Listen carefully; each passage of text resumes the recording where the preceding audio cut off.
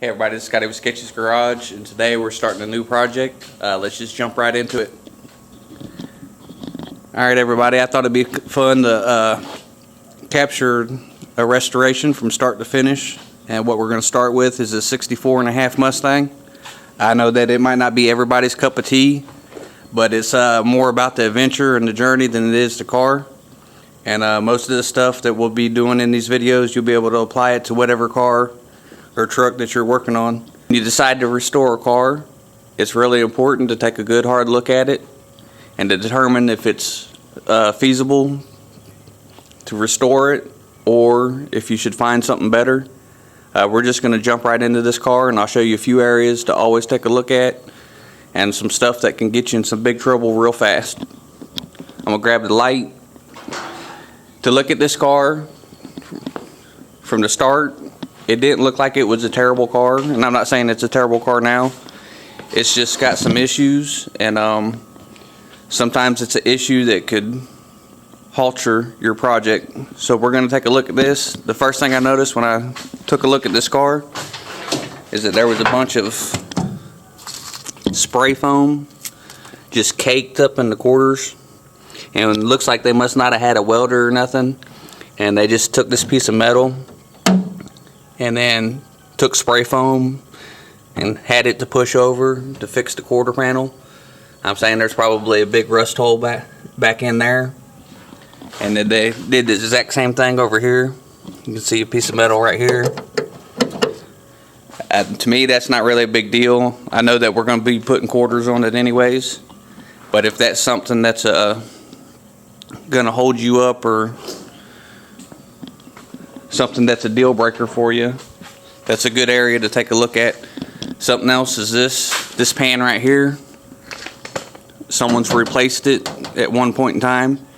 You can see they just took and pop riveted it in place, which I guess it got the job done. They was driving this car for a little bit, but if you was ever in an accident or anything, that's just gonna blow in on you, and it's gonna be a bad situation.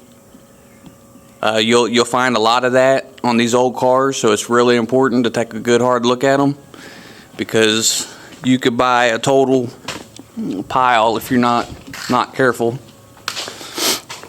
The first area I always look at is always the door jamb area, because if you get into where all this stuff is rotted out, it takes a lot longer to fix stuff like that than it does a quarter panel. Another area I like to look at is the upper side of the rockers. Usually if this is rotted out, that doesn't bother me at all, but once you start seeing rust in areas like this and down here, it's just another one of those areas that takes 3 times as long to fix as it does the floor pan.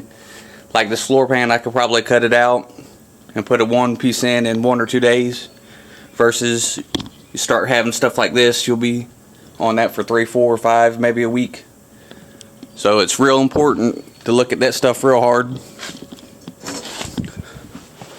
We're gonna go ahead and raise this up. Alright, on these old Fords, it's real important to take a good look at the frame rails. That's a pretty timely fix. These ain't too awful bad. I think there's a spot over here that needs to be fixed right there, but we should be able to take care of that no problems. Take a good look in your wheel wells. See, that's been patched before right there.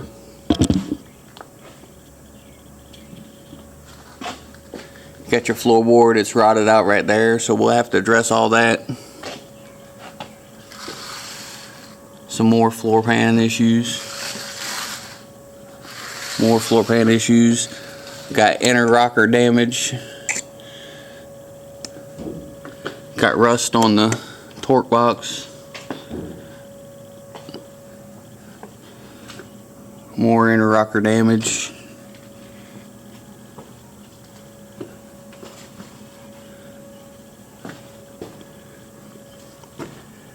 Here's another area to always take a look at, is the trunk drop-offs.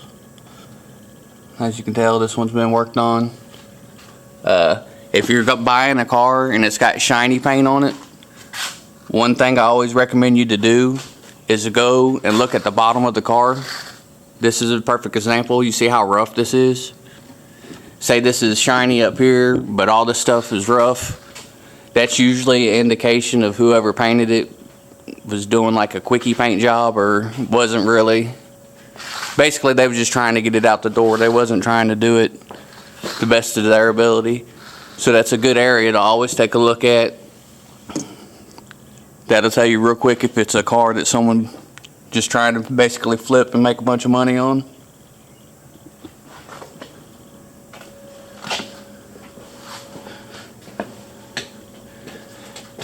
I always want to take a good look at the front of it, make sure there's no bubbles or anything in the frame rails, like it got bumped at one time in its life. That could cause you issues. This looks pretty good. I don't see no puckers or ripples or anything anywhere.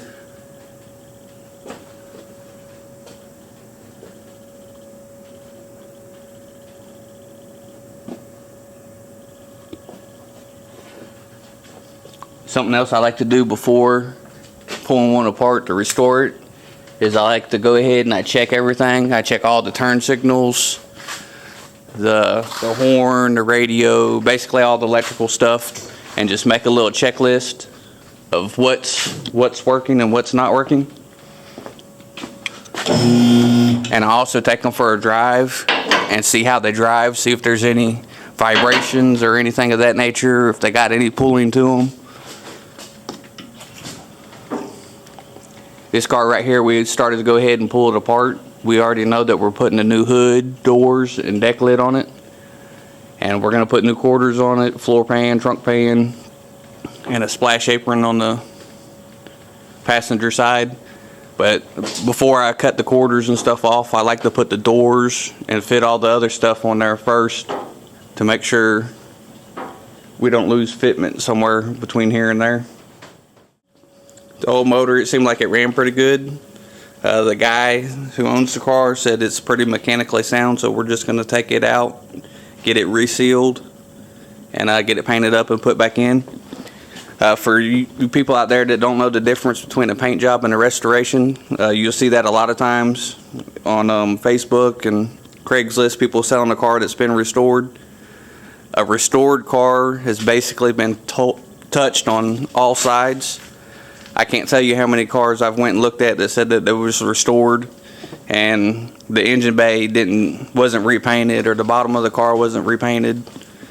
Basically, restoration it's been completely apart. Everything's been painted, everything's been touched, reworked, and then put back together. And usually you can see the difference in the price between a restored car and a car that's just been slicked up. So don't fall for that, because it could be a costly mistake. This is the first video of the series. Hit the like and subscribe button, and I'll catch you on the next one.